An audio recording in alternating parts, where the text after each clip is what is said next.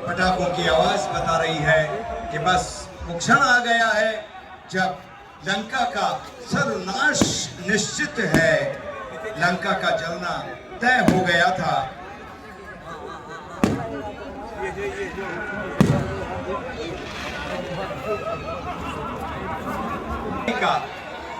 और लीजिए ये बिल्कुल मेघनाद के सिर में जो दाईं तरफ का मेघनाद है उसके सिर से ज्वालाएं निकलने लगी है। मेघनाद जिसने इंद्र को जीत लिया, मेघनाद जिसने लक्ष्मण को शक्ति मार कर मूर्छित कर दिया, ऐसा बलशाली जिसकी आवाज ही मेघ के समान यानी बादलों की गर्जना के समान जिसकी आवाज होती थी। और देखिए जिस तरीके से बताया गया था कि आज रिमोट के माध्यम से जो है मेघनाद, कुंभकर्ण और रावण का दहन किया जाएगा, तो बस देखिए वो रिमोट का जो बटन है वो दब चुका है, प्रेस हो चुका है और पूर्ण तरीके से ये दहन की ओर चलते हुए। और देखिएगा आप सभी ने तैयार कर लिए अपने मोबाइल, इसकी लाइट भी जला लें ताकि सामने से जो दूरदर्शन के हमारे साथी जो डीडी न्यूज है और दूसरे दूरदर्शन के चैनल्स हैं उनके द्वारा लगातार कवरेज किया जा रहा है। आपका जो ये रिकॉर्डिंग है अगर आप लाइट भी जला लेंगे तो पूरी दुनिया में संदेश जाएगा कि लाखों का हुजूम।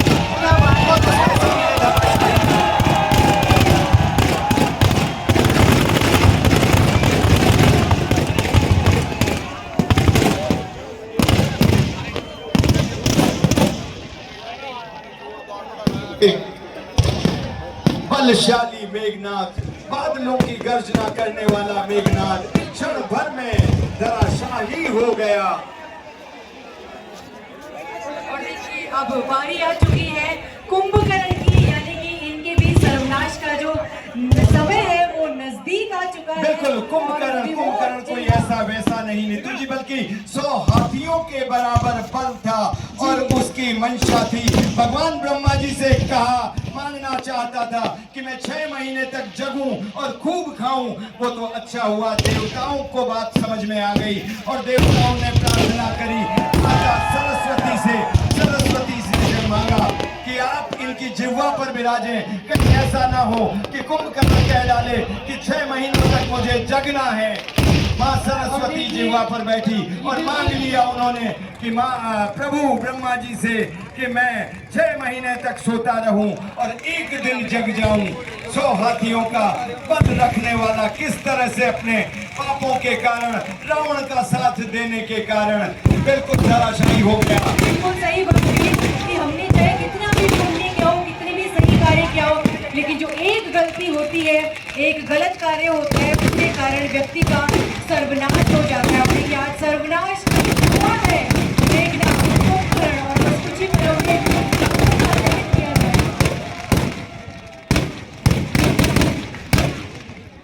शक्तिशाली कुंभकर्ण, बलशाली कुंभकर्ण, जी हाँ सर्वनाश तय था, क्योंकि कुंभकर्ण और ये दो पुतले हम जलाते हैं, केवल ये 2 ही नहीं बल्कि दुर्मुख, अकंपन, वज्रदंत, धूमकेतु, अतिकाम, ऐसे अनेक योद्धा रावण की सेना में थे जो अकेले ही पूरे विश्व को जीतने का सामर्थ्य रखते थे।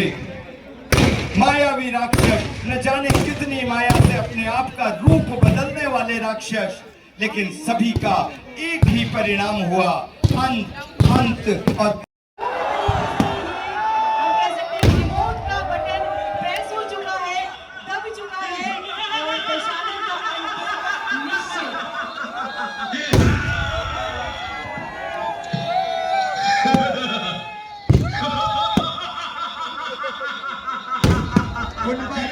होता जा रहा था, उसके बाद भी रावण का इतिहास कम नहीं हुआ।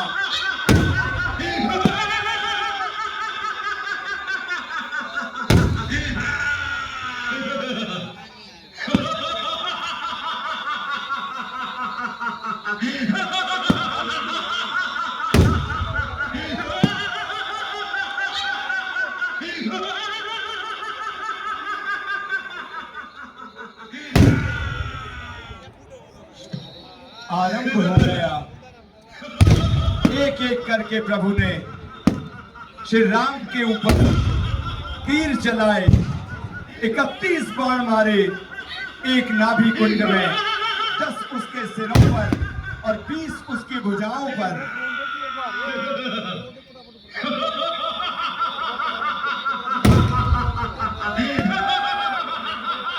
अहंकारी रावण, अत्याचारी रावण, आतताई रावण, अभिमानी रावण, अति उन्मादी रावण।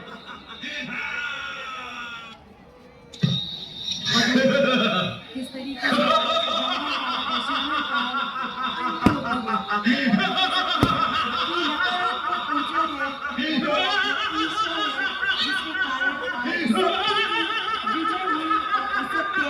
पराजित हुआ।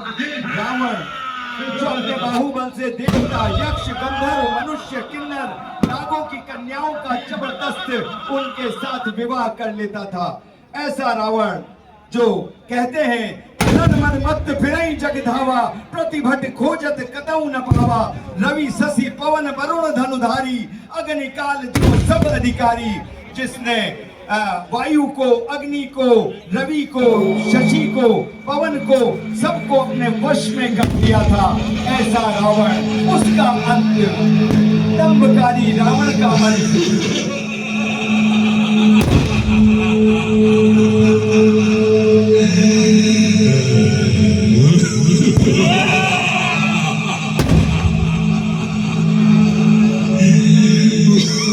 वैसे तो राम और रावण का युद्ध तकरीबन 20 दिनों से तक चला, लेकिन प्रत्यक्ष रूप से राम और रावण 4 दिनों तक आमने सामने रहे।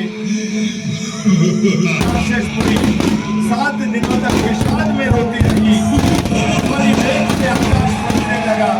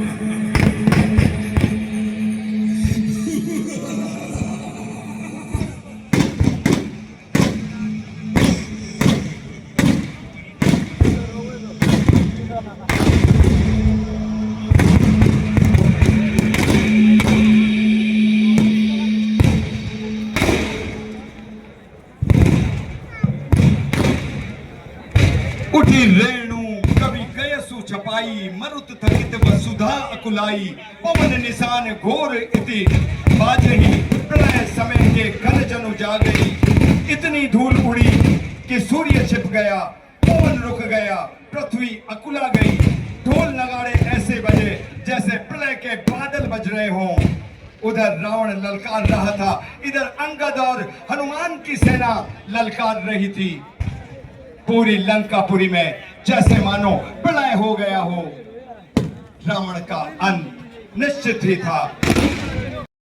जिन्होंने आज इस पल को अपने मोबाइल के साथ साथ अपने जहन में भी उतारा है, जहन में संजोया है और वाकई में साक्षी बने हैं हमारे आज के इस कोटा दहन के कार्यक्रम के। आज असत्य की कह सकते हैं हम कि असत्य के ऊपर सत्य की जीत हुई है, बुराई का नाश हुआ है और सत्य वापस से अपनी जीत के रूप में उजागर होकर के हमें लगता है कि रावण को हमने ज्यादा बलशाली दिखा दिया। उसका पुतला भी आज, मुझे लग रहा है उसका पुतला भी आज वही जो रावण की आदत थी। इनका जो घमंड था नीतू जी, मैं आपको बताऊं,